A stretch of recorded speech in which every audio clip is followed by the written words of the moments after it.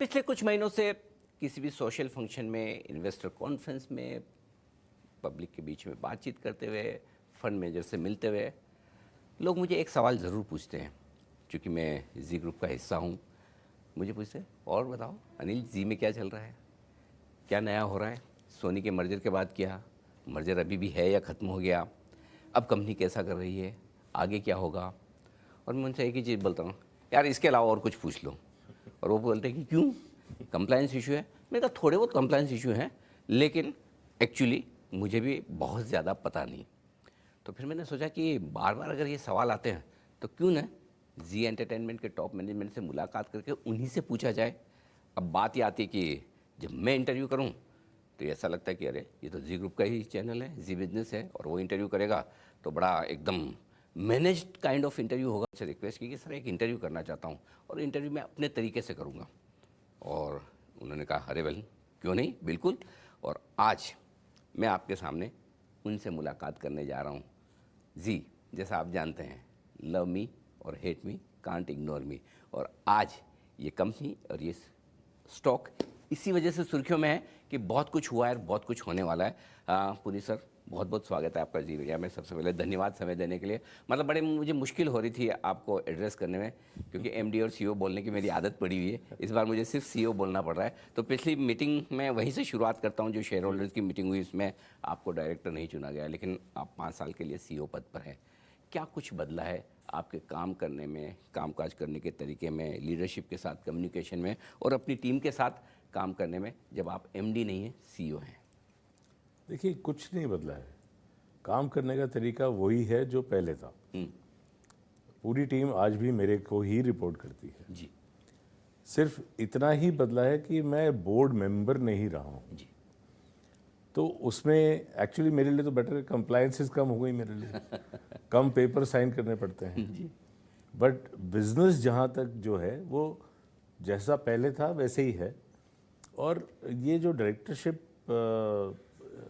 नहीं रही है, ये एक्चुअली मेरे लिए बेटर है, क्योंकि अब मेरे को पूरा फोकस बिजनेस के ऊपर लगाने में समय मिल रहा है। तो अगर आप पिछले 1 साल का परफॉर्मेंस जी का देखेंगे, जी जो हम एक समय पे अगर मैं दिसंबर 24 की बात करूं या दिसंबर 23 की बात करूं, तो हम 10.2% प्रॉफिट पे थे। जी। इस दिसंबर में हमने 16 मतलब 60% का ग्रोथ प्रॉफिट में है। प्रॉफिट में आया 1 साल के अंदर। ये कैसे हुआ है? इसीलिए हुआ है क्योंकि पूरी मैनेजमेंट इसी फोकस पे लगी हुई है कि हम इस कंपनी को वापस से इंडस्ट्री से बेटर कैसे परफॉर्मेंस दे सकें। ओके। तो इसी पे हमारा फोकस है।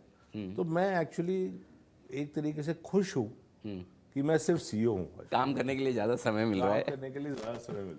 मैं आप कंपनी की परफॉर्मेंस पे भी आऊँगा, लेकिन उससे पहले कुछ गरम गरम सवाल है मेरे पास में। लोग मुझे पूछते हैं, देखिए 1 साल हो गया सोनी के साथ मर्जर कॉल ऑफ हो गया, नहीं हो रहा। लोग भी पूछते हैं, और कहीं ना कहीं है ना अंदर मानते हैं कि अनिल अभी भी है ना सब खत्म नहीं हुआ, बात चल रही है कहीं ना कहीं। मतलब लोगों का ये मानना है कि बात खत्म नहीं हुई। मैं आपसे ये बहुत साफ साफ जानना चाह रहा हूँ, मतलब परमानेंटली बात खत्म हो गई कि अब सोनी के साथ कभी हम बात नहीं करेंगे, कभी मर्जर नहीं होगा, इट्स ऑल ओवर? या मतलब कहीं राख के अंदर छोटी चिंगारी है जो कभी वापस आग बन सकती है? देखिए, मैं इतना ही कहूँगा अनिल कि कोई बात कभी ख़त्म नहीं होती। आज की तारीख पे सोनी के साथ भले ही मर्जर हमारा फेल हो गया या नहीं हो पाया, जिस भी कारण से, उस पर बहुत चीज़ें हो चुकी हैं, बहुत बातें हो चुकी हैं, तो ज़्यादा उसमें ज़्यादा जाने की कोई आवश्यकता नहीं है मेरे हिसाब से। बट मेरा ये मानना है कि अगर आज भी भले वो सोनी हो या कोई और हो, कोई भी प्रपोजल मेरे पास लेके आते हैं जो कि शेयर होल्डर्स के हित में है, कंपनी के हित में है, मेरे एम्प्लॉयज़ के हित में है, तो मैं उसको 100% कंसिडर करूँगा। आप ओपन हैं? एकदम ओपन हूँ। आप मेरे घर में कोई ताला नहीं। बिल्कुल, यानी कि चाहे सोनी हो चाहे कोई और, कोई भी हो, मुझे जो मैंने आपको कहा, मैं फिर से रिपीट करता हूँ, मेरे शेयर होल्डर्स के हित में होना चाहिए, मेरी कंपनी के हित में होना चाहिए और मेरे एम्प्लॉयज़ के हित में होना चाहिए। ठीक बात है, अगर सबका इंटरेस्ट है तो क्यों नहीं। क्यों नहीं? अब आपने कंपनी की परफॉर्मेंस की बात की, आपने बताया भी किस तरह से 60% आपकी प्रॉफिटेबिलिटी बढ़कर आई है, कैसे, क्या कुछ किया है? क्योंकि जो मैंने सुना है और देखा है कि कुछ कॉस्ट ऑप्टिमाइजेशन की है आपने, कॉस्ट कंट्रोल की है और कुछ रेवेन्यू बढ़ाने के काम भी। जरा एक बार अपने शेयर होल्डर्स को समझाएं कि क्या कुछ बदला है पिछले 1 साल में जी में। हमने 1 साल पहले हम इस कंपनी को बना रहे थे मर्जर के हिसाब से, राइट। तो उसके चलते काफ़ी कॉस्ट बढ़ गई थी। तो हमने सबसे पहला स्टेप तो यही लिया जो आपने एकदम सही पकड़ा है कि कॉस्ट ऑप्टिमाइजेशन की हमने। तो पहले 6 महीने 7 महीने उसमें लगे हमको। तो सितंबर अक्टूबर तक हमने पूरी कॉस्ट ऑप्टिमाइजेशन को कंप्लीट कर लिया। अब हम इस पे फोकस कर रहे हैं कि हम आगे ग्रोथ कैसे लेके आए। उसके हमारे 3 पिलर्स हैं। ओके। और हमारे 3 पिलर्स हैं, एक तो कंटेंट का मोनेटाइजेशन, और तीसरा है फ्रूगैलिटी, मतलब सही दाम पे। ये हमारे 3 पिलर्स हैं जिस पे हम काम कर रहे हैं। जी और सोनी का मर्जर तो नहीं हुआ, लेकिन दूसरे मर्जर हो गए, बड़े बड़े मर्जर हो गए। जी। जाहिर सी बात है कि आपके लिए कंपटीशन भी बढ़ रहा है, चैलेंजेस बढ़ रहे हैं। लोग बता रहे थे, आप भी जानते हो कि ये मर्जर जी के लिए भी और सोनी के लिए भी बहुत इंपॉर्टेंट था, दोनों साथ में होते। बदलाव हुए हैं, इसमें जी अपने आप को कैसे पोजीशन कर रहा है कंपटीशन से लड़ने के लिए? देखिए, मेरा मानना तो ये है कि कंपटीशन हमेशा ही था इस इंडस्ट्री के अंदर, और हमने इनके साथ इंडिविजुअली भी compete किया है, और मेरा मानना ये है कि हम इनके साथ इफेक्टिवली compete करेंगे जब ये साथ में भी आ गए। ओके। क्योंकि जो मैं अभी पहले आपको बता रहा था, जो 3 पिलर्स हमने खड़े किए हैं कि फ्रूगैलिटी, कंटेंट एंड मोनेटाइजेशन, अगर ये 3 चीज़ हमने अचीव कर ली तो कंपटीशन क्या है? एट द एंड कंपटीशन हमारा किससे होता है कि कंज्यूमर को कैसे हम लेके आए हमारे पास। और मैं ये मानता हूँ कि वो कंपटीशन हेल्दी होता है, लेकिन वो कंज्यूमर को लाना सबसे इम्पोर्टेंट चीज़ है।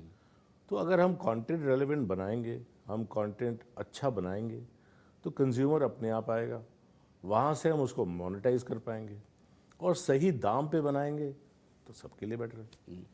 आपने एक इंटरेस्टिंग चीज़ कही कि पूरे मर्जर के बाद, चूँकि आपको काम करने के लिए समय ज़्यादा मिल रहा है, मर्जर का भी काम ख़त्म हो गया, आप डायरेक्टर नहीं है तो कंप्लायंस का भी काम कम हो गया, लेकिन इसके साथ साथ लोग ये भी जानना चाहते हैं, अब आपका रोल अगर कम है, आपकी लाइबिलिटीज़ रेस्पॉन्सिबिलिटीज़ अगर कम है, और अगर स्टेक भी प्रोमोटर्स की कंपनी में कम है, तो स्किन इन द गेम कहाँ है? देखिए, मैं कभी भी इस कंपनी में, मेरे को आज 21 साल होने को आ गए हैं, मैं कभी भी इस कंपनी के अंदर ना अपनी शेयर होल्डिंग के लिए काम कर रहा था, ना अपनी पोजीशन के लिए काम कर रहा था। मैं यहाँ काम इसलिए करता हूँ और डटा इसलिए रहता हूँ क्योंकि मेरे को पैशन है कंटेंट का। क्योंकि जो मज़ा कंटेंट बनाने में आता है, जो कहानियाँ सुनाने में आता है, वो और किसी चीज़ में नहीं आता। क्योंकि हर रोज़ नई कहानी सुना रहा हूँ मैं, और एक नहीं, 100 कहानियाँ चल रही हैं दिन की। अब आप सोचिए उस पर क्या मज़ा होगा कि अभी हिंदी में क्या कहानी चलनी है, भोजपुरी में क्या कहानी चल रही है, बंगाल में क्या कहानी चल रही है, आंध्र प्रदेश में क्या कहानी है, तेलंगाना में क्या कहानी चल रही है। इसका हाई ही अलग होता है। तो कहानियाँ कहने और सुनने के तरीकों में फ़र्क आ रहा है। कहानियाँ वही हैं, लेकिन शायद टीवी के बजाय OTT पर जी। अलग अलग तरीके से। सो इस बदलते हुए माहौल में जी अपने आप को कैसे पोजीशन कर रहा है? देखिए, मैं वापस से वही बोलूँगा कि हम कहानियाँ सुनाने के लिए हैं यहाँ पे। आप कंज्यूमर हैं, आपको टीवी पे आके देखना है, या OTT पे देखना है, या किसी और माध्यम से भी देखना है, हम आपके पास पहुंचने का पूरा प्रयत्न करेंगे, और हम चाहेंगे कि जितना आप हमसे जुड़ सकें वो बेस्ट रहे। अभी ये बताएं सर, प्रोमोटर्स के अभी स्टेक कितनी है कंपनी में, और क्या आप कंफर्टेबल हैं या इसे और बढ़ाने के बारे में कोई प्लान है? देखिए, आज की डेट में तो हमारी 3.99% का स्टेक है। जी। जी एंटरटेनमेंट के अंदर। ऑफ कोर्स हमारा ऑब्जेक्टिव हमेशा है कि हम इस स्टेक को बढ़ाएं। कैसे बढ़ाएंगे अभी उसके रास्ते ढूंढ रहे हैं, बट बढ़ाएंगे ज़रूर, ये मैं कह सकता हूँ। कमिटमेंट बढ़ाएंगे, ये बात बिल्कुल। पक्की है। बिल्कुल, क्योंकि शेयर होल्डर्स ये जानना चाहते हैं कि अल्टीमेटली कम स्टेक के साथ आप सीईओ हैं, और अगर 5 साल का विजन लेकर आप चल रहे हैं तो वो विजन कंपनी के लिए और प्रोमोटर्स का अपने लिए क्या होगा? देखिए, ये दो चीज़ों को मिक्स नहीं करना चाहिए। ओके। कंपनी का विजन अपनी जगह है, तो कंपनी को तो ऊपर बढ़ना ओके। बिल्कुल हम चाहते हैं एज प्रोमोटर्स कि हम इसका स्टेक बढ़ाएं, और एज जैसे जैसे समय बीतेगा हम बताते जाएंगे कि जब हम स्टेक बढ़ा रहे हैं। और कंप्लायंस की तो रिक्वायरमेंट है, मैंने अगर एक शेयर भी खरीदा बताने तो मुझे बताना पड़ेगा। बिल्कुल। तो उसमें वो कोई दो राय नहीं है, बट मैं चाहूँगा कि ये दो चीज़ों को शेयर होल्डर्स मिक्स ना करें। ठीक बात है, बिल्कुल ठीक है। एक और चीज़ जो मैं आपसे जानना चाहता हूँ वो ये कि कॉर्पोरेट गवर्नेंस को लेकर बीच में कई बार सवाल उठे हैं, कई खबरें आई, अलग अलग इन्वेस्टर सर्विसेज जो ऑर्गेनाइजेशंस हैं उन्होंने अपनी रिपोर्ट्स निकाली, बहुत सारी चीज़ें हुई हैं। लोग ये जानना समझना चाहते हैं कि इस वक्त कॉर्पोरेट गवर्नेंस को लेकर कंपनी के बोर्ड का एज अ सीईओ आपका क्या स्टैंड है, और दूसरा पिछले कुछ समय में क्या कुछ बदलाव आपने कंपनी में किए हैं इसे मजबूत करने के लिए? देखिए, मैं तो ये मानता हूँ कि हमने कॉर्पोरेट गवर्नेंस को लेके बहुत काम किया है। जितनी कंप्लायंसेस हम आज की डेट में कर रहे हैं, शायद ही इतनी कोई लिस्टेड कंपनीज होंगी जो करती होंगी। हम पूरी इंडिपेंडेंट बोर्ड रन कंपनी है। जैसा कि मैंने कहा कि मैं तो अभी बोर्ड पे भी नहीं हूँ, तो कोई प्रमोटर बोर्ड पे नहीं है, तो सिर्फ इंडिपेंडेंट डायरेक्टर्स ही बोर्ड के ऊपर हैं। हमारे पूरे कंप्लायंसेस, ऑडिट फंक्शंस और इतने रेगुलेटरी चीज़ें हम फॉलो करते हैं कि पूरा डिपार्टमेंट लगा हुआ है उसके पीछे। और अगर आप देखेंगे 2018-19 के बाद से एक भी शिकायत हमारे खिलाफ नहीं आई है। ओके। एक भी शिकायत नहीं है, एक किसी भी डिपार्टमेंट से, भारत सरकार की। तो इसका मतलब हम कुछ तो सही कर रहे हैं उस बात को। एक बात है, जब शिकायत की बात ही निकली तो सेबी की तरफ से एक प्रोब चल रही है प्रोमोटर्स पर, शायद काफ़ी समय उसको भी हो गया है जी। वहाँ इस वक्त क्या स्टेटस है और उसके बारे में आपका क्या कहना है? देखिए, उसमें दो ही चीज़ें हैं। सेबी को अप्रैल 2024 में अपनी रिपोर्ट देनी थी, जो कि आज तक भी नहीं आई है। तो हम तो उसका वेट कर रहे हैं, और मैं तो हमेशा से यही मानता हूँ, जो इस देश का नियम बोलेगा, जो रेगुलेटर बोलेगा, उसको हम फॉलो करेंगे। इसमें कोई दो राय नहीं है, मैं उसको नेगेट भी नहीं करना चाहता। बट इतना मैं कहना चाहूँगा कि जो उनका पहला एलिगेशन था, अगर आप एसएटी का ऑर्डर पढ़ेंगे, उसमें हर एलिगेशन को एड्रेस किया गया है, राइट। और हमारे खिलाफ कुछ नहीं पाया गया उसके अंदर। तो देखते हैं क्या होता है। ये तो रेगुलेटरी बॉडी है, वो अपना समय तो लेंगे ही, और उनको हक भी है अपना पूरा इन्वेस्टिगेशन करने का। तो हम वेट कर रहे हैं उसका क्या होता है। जब से मर्जर कॉल ऑफ हुआ है ऑलमोस्ट स्टॉक 50% नीचे आ रही है जी। लोगों को बड़ा अट्रैक्टिव भी लगता है कि इतना कैश प्रॉफिट बनाने वाली कंपनी, ओल्ड ग्लोरी वाली कंपनी एक ज़माने में निफ्टी का हिस्सा रही हुई है, लेने का मन बहुत करता है, लेकिन उन्हें कुछ ऐसे ट्रिगर्स चाहिए कि क्या कंपनी में ऐसा बदल रहा है या क्या ऐसा बड़ा हो रहा है।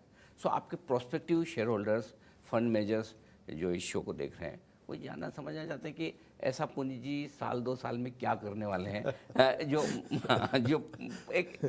जो एग्जिस्टिंग शेयर होल्डर उसको भी पसंद आए, और जो नया शेयर होल्डर सोच रहा है, जिसे लगता है कि वैल्यू बहुत है लेकिन मैं खरीदूं तो क्यों और कब।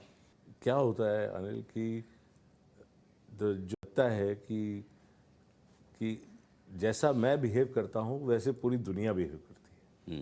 ऐसा वास्तविकता में नहीं होता है। राइट। आज भी टीवी की पेनिट्रेशन हमारे देश में 70% है सिर्फ, और 3 से 4% हर साल ग्रो हो रही है। अब इसको आप लोगों के पास डिस्पोजेबल इनकम बोल लीजिए या इलेक्ट्रिफिकेशन बोल लीजिए, जैसे भी आप बोलना चाहें, बट मैं तो ये मानता हूँ कि हमारे देश के अंदर ये ऐसा ही एक देश होगा, आई एम श्योर ऑल भी होंगे, बट टीवी भी थ्राइव करने वाले हैं। तो मेरे हिसाब से हमें अपना फोकस शिफ्ट नहीं करना है, हमें अपना फोकस रखना है कि हम अच्छा कंटेंट सही दाम पे कंज्यूमर तक कैसे लेके जाएं। पास्ट और प्रेजेंट टीवी है, शायद फ्यूचर डिजिटल हो। सो डिजिटल को लेकर और ओटीटी को लेकर क्या बड़े प्लान्स हैं? देखिए, ओटीटी की ऑडियंस एक अलग ऑडियंस है, इसलिए आज की स्थिति में तो अलग ऑडियंस है, और वो ऐसी ऑडियंस है जो शायद टेलीविज़न या लीनियर टेलीविज़न को छोड़ चुकी है। तो उनके लिए हम अलग शोज़ बनाते हैं, अलग अलग किस्म की धारावाहिक और अलग किस्म की फिल्में बनाते हैं उनके लिए, जो उनको आकर्षित कर सके हमारी तरफ। और टीवी के लिए जो कोर ऑडियंसेस है उनके लिए अलग बनाते हैं। मेरा मानना ये है कि ओटीटी के अंदर, स्ट्रीमिंग सर्विसेज के अंदर अभी एक और पड़ाव आएगा जहां पे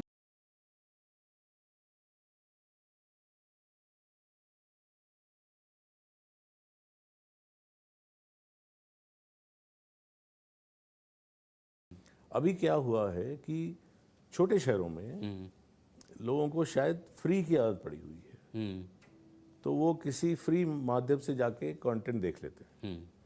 बट जैसे जैसे उनको समझ में आएगा कि प्रीमियम कंटेंट, अच्छा कंटेंट एक छोटे से दाम देने के ऊपर मिलता है, तो क्यों नहीं आएंगे? वो सैंपल तो करेंगे, राइट। और सैम्पलिंग से ही हमारा काम आगे बढ़ता है। एक और सवाल शेयर होल्डर की बिहाफ पे लेना चाहता हूँ। हमारे जी के ढेर सारे एफआई शेयर होल्डर रहे हैं। पिछले साल भर में मैं देख रहा था कि एफआईज कम हो गए और हिंदुस्तान के शेयर होल्डर्स का भरोसा जी पर बढ़ गया है। रिटेल की शेयर होल्डिंग बहुत ज़बरदस्त बढ़ी है जी। आप शायद नंबर भी दे सकते हैं। एक वजह भी, और दूसरा जाहिर सी बात है कि वो सारे रिटेल शेयर होल्डर्स जिनको जी पर भरोसा है, जी के ब्रांड पर भरोसा है, और जो मैंने एक स्टडी पढ़ी भी कि हिंदुस्तान का हर 5वां नागरिक ऐसा है जो जी का कोई न कोई चैनल जरूर देखता है। जी। जी इतनी स्ट्रॉन्ग ब्रांड हर घर में पहुंची है। सो आप वो शेयर होल्डर्स जो रिटेल में इतने बड़े हैं, नए शेयर होल्डर्स हैं, पुराने हैं, उनको क्या मैसेज देना चाहेंगे? मैं तो उनको इतना ही मैसेज देना चाहूँगा कि देखिए, हम एकमात्र हिंदुस्तानी ब्रॉडकास्टिंग कंपनी है। एकमात्र हिंदुस्तानी ब्रॉडकास्टिंग कंपनी। हाँ, बाकी अंडरलाइन। जितने हैं हाँ। सब विदेशी हैं और बाहर से आए हुए हैं। तो हमने तो यहीं पे रह के ग्राउंड से बिजनेस को खड़ा किया, और हम कहीं नहीं जा रहे, हम यहीं रहने वाले हैं, और हम इनको कंपटीशन भी देंगे। तो जितना सपोर्ट आप करेंगे हमको, हम खुली बाहों से आपका स्वागत करते हैं। क्या बात है। कभी आपको ऐसा नहीं लगता कि एक तरफ शुद्ध देशी हिंदुस्तानी कंपनी है मीडिया एंटरटेनमेंट इंडस्ट्री में, और एक तरफ विदेश या ये व्यापार पैसों का व्यापार नहीं है, ये दिल का व्यापार है। अगर आप कंज्यूमर के दिल से जुड़ गए तो पैसे की कोई आवश्यकता नहीं है। पैसे तो चाहिए, ऐसी बात नहीं है, पैसे तो चाहिए, बट सिर्फ पैसा होने से आप दिल से जुड़ जाएंगे ऐसा नहीं है। तो हमारा काम डेली का सुबह उठ के ये सोचना है कि मैं उनके दिलों को कैसे जोड़ूं अपने क्या साथ। बात है। उसी के लिए हम जीते हैं, उसी के साथ हम सोते हैं, उसी के साथ हम उठते हैं। और एक और फीडबैक में आखिर में मैं आपको देना चाहता हूँ, क्योंकि मैं रिटेल इन्वेस्टर से भी मिलता हूँ देश भर में। लगभग हर वीकेंड मेरी कोई न कोई कॉन्फ्रेंस होती है जी। और मेरे शो पे ढेर सारे सब बड़े बड़े फंड मैनेजर्स भी आते हैं। वो आपकी लीडरशिप बड़ी पसंद करते हैं और वो ये चाहते हैं, और ये जानते भी और चाहते भी हैं कि इस लीडरशिप में आप बने रहें कंपनी को आगे चलाने में। एक कॉन्फिडेंस उनके लिए कि हाँ, पुनीत गोयनका यही हैं, कहीं जाने वाले नहीं हैं और इस कंपनी को और ऊपर ले जाएंगे। क्या आप उनको ये भरोसा दे सकते हैं? देखिए, मेरी शेयर होल्डिंग जो मैंने आपको बताया 3.99, तो 5 साल पहले हो गई थी। 5 साल से तो मैं यही हूँ। राइट। मेरी डायरेक्टरशिप भी पिछले साल ख़त्म हो गई थी, उसके बावजूद मैं यहाँ हूँ। और जो मेरी लीडरशिप है उसका पूरा श्रेय जाता है मेरी टीम को, क्योंकि उन्होंने मेरे को ये इस लीडरशिप तक पहुँचाया है। क्योंकि अगर आप सोचें कि पुनीत गोयनका अकेले ये कंपनी चला लेगा तो वो हो ही नहीं सकता है। इतनी बड़ी कंपनी एक इंसान चला ले, ऐसा हो नहीं सकता। तो मेरे पास जो मेरे 3,500 4,000 लोग हैं जो मेरे साथ काम। पैसों के लिए नहीं, पैशन के लिए काम। इस इंटरव्यू में बहुत अच्छी बात कही, और उसके अलावा आपने कहा भी है कि इस कंपनी को आगे बढ़ाने के लिए जिस पोजीशन पे जैसे काम करना है आप आगे करते रहेंगे।